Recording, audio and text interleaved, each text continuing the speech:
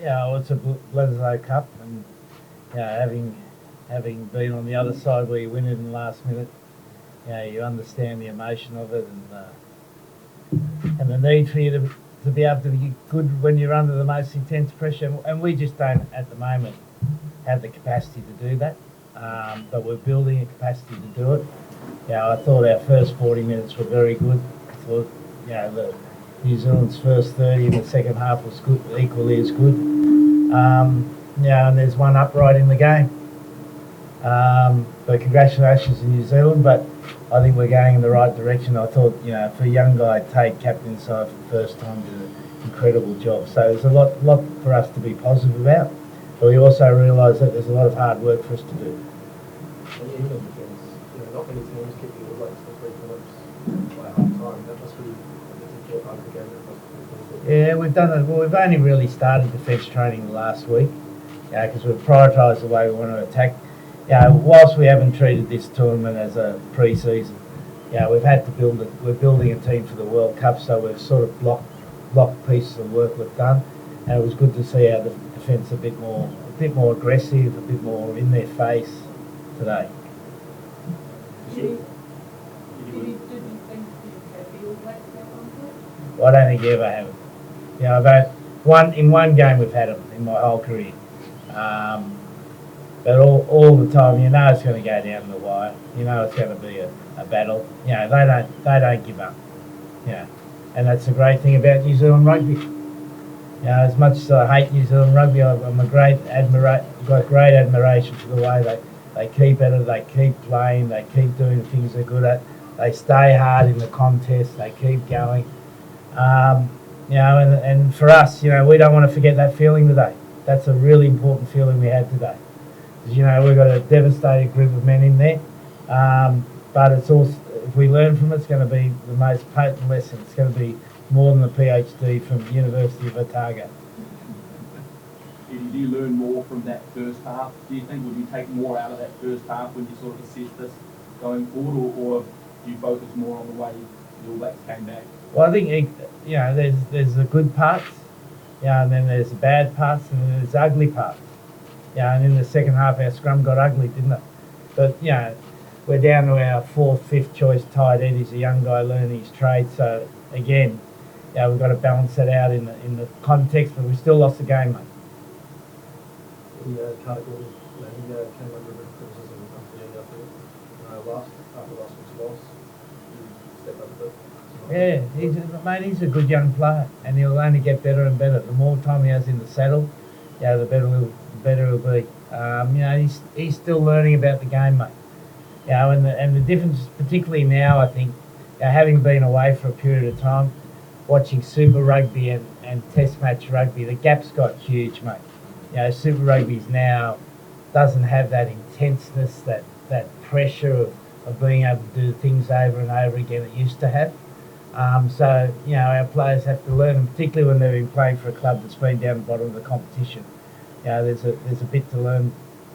How much of a jolt of self-confidence do you think this performance today will give your group heading into the World Cup? I think it's just encouraging them to keep working hard, mate. They've been working hard. We've been basically doing pre-season training in lead-ups to the Test match to get ourselves right for the World Cup. And the players know that they've got to keep working hard, but to have a performance like that where we put ourselves in a position to dominate New Zealand but not finish it off will certainly help their confidence. Can we do an injury around that? We've got Parecki's got a bit of a shoulder, not sure how bad that is. Karevi punched someone, so he's got a bit of a fist problem. No, he didn't punch anyone. I'm sure the TMO will pick it up if he did. He's just got his hand?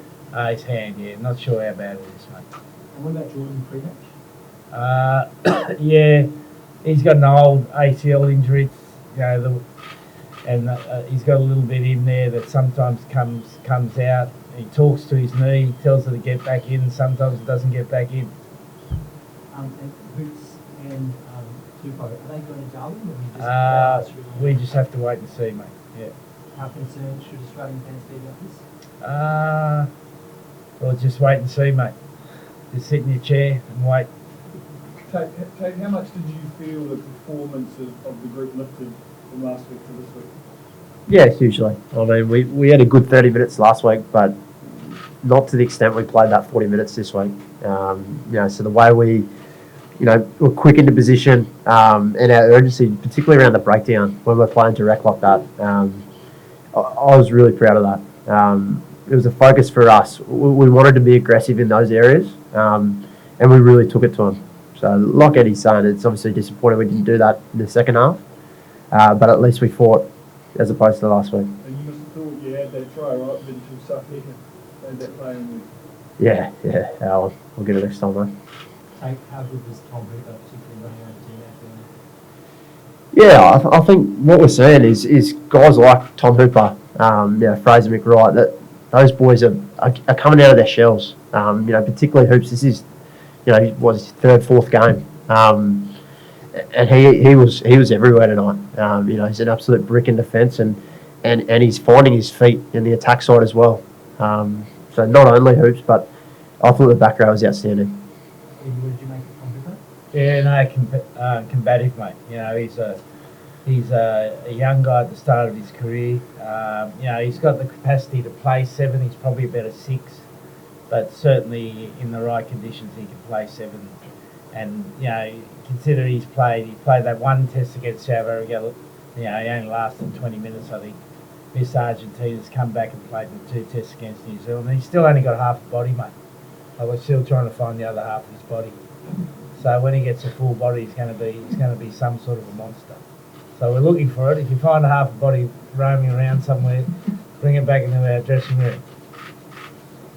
Eddie, when you assess whether, after the first game of the Rugby Championship in South Africa to now, I know you haven't got the win, but are you relatively happy with the progress that you've seen over the course of those 4 test matches? Look, I couldn't say I'm happy, mate. Like, 4 losses are 4 losses. But are we making progress? Sometimes the result sheet doesn't reflect what you're actually doing, and that's hard for people to understand. But I think we're definitely moving in the right direction. But we've got to win games, mate. And we've got one more game against France, which is obviously a warm-up game, and then we've got 4 games we need to win. And then you need to win your 5th, and you're in your 5th, you're in the flick of the coin at Stade de France at 9 o'clock at night. But I think the big difference between the 2 teams tonight, and has been, is that New Zealand's work off the ball is better than ours, and that's an area we need to improve. Our work on the ball was pretty good tonight, as it was last week. So we can improve our work off the ball, which is one of the easiest things to improve, but we need to develop better habits in that area. And we're starting to get those. We're going to be a hell of a team. Eddie, what have the All Blacks shown you over the last 2 tests? That they're well advanced in their preparation, mate. They've obviously got good depth. I walk out there, Baden Barrett and Geordie Barrett and Scott Barrett and Papali and Ione are running laps apart from Baden. So they got, we know they've got great depth, and I think, they've got a really good understanding of how they want to play. They're playing, I think, more of a traditional All Black style, which I think they went away from for a while. They've gone back to that really hard up front, then a counter punching type game. So I think they're in a good spot, mate. Fozzie's obviously doing a good job, but he's I saw him at Centrelink the other day. I was having a look myself because I thought, we lose 4 games, I might do the job. So I saw him there putting his application in. Eddie, there was a quote during the week saying, don't blame yourself for the recent losses for Australia, blame the structure. Is there a discussion to be had in Australian rugby about bringing in the director of rugby to Well, the skill? I never said that. No, I didn't say you Yeah. did. I said there was just a quote Right. around. I can't remember who made it. Yeah. But is there a discussion to be had about bringing in the director of rugby to uplift the skill level of players to bring them up to that test level? Well, I think when you've had a long period of time where we've been unsuccessful, you change the coaches, you change the players. There's something more intrinsically wrong, and that's for the Rugby Australia to have a look at, not for me. I'm not an administrator. When I get to 75, I will be. So watch I out. was just thinking with David Nissapora's contract coming up with the Iron Field at the end of next year, there's an opportunity to Possibly, yeah. Look at bringing him on. Possibly, yeah. So that's your message to Walters when it's back home ahead of the Cup again. Oh, well, doesn't look too great on paper, but at the same time, it's quite easy to good thing for everyone. Just takes a long way. Yeah, I think for us, like, we've got to be realistic with where we are. And you look in that dressing sheds, the boys are gutted.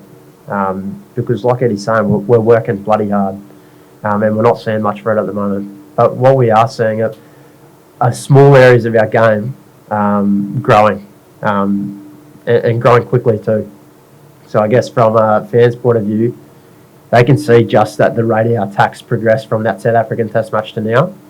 And what they'll see come World Cup time is our defence increase like that as well. So it's slow at the moment, and it's obviously not ideal from a fan's point of view, but the players are here to make a difference, and you saw that tonight. Eddie, can you win a World Cup if you get things right? 100%. 100%. In fact, I think we will, mate. Put some money on it? Well, if I could bet, I would. But I think you get into trouble if you bet. I just wanted to ask about Matt Kessler, maybe debut, very late call up, playing his game. How talk us through, telling him when it actually happened? Well, we only made the change late. We were hoping Geordie was a bit sore yesterday, but he's been that before and he recovers. But he didn't recover, so Fezler was having a nice non-25 breakfast. Had a bit of bacon in his mouth when he found out. Then we were still hopeful Geordie might get through, but it was a late call up, and he's our.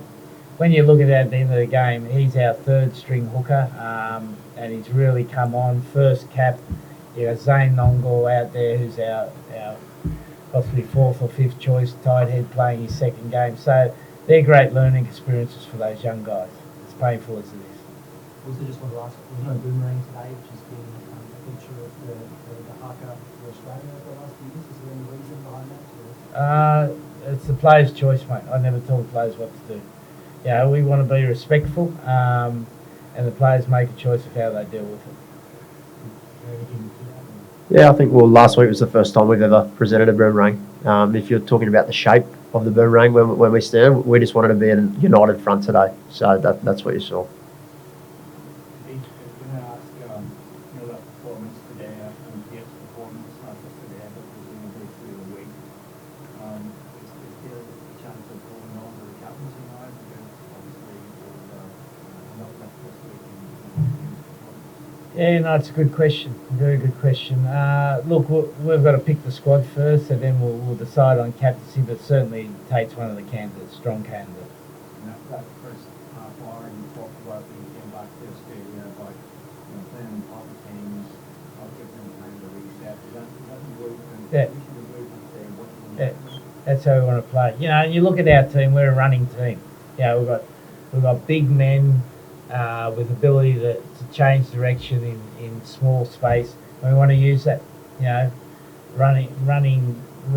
We need to play a strong running game, and then we've got obviously two, good halfbacks and good tens that are able to shift the ball away from that when we need to. And just one last one for me. Andy Callaway at fullback. That position's been a bit of a trouble one for the Wallabies. He was outstanding. Yeah, he's had two really good games, mate. Consider he hasn't played for 12 weeks. That's a pretty fair performance. And I think, as we mentioned last week, was the highest running game I've certainly seen for, 30 years. So for him to back up from fullback in that game and produce a really, solid, good performance tonight's a real feather in his cap, mate.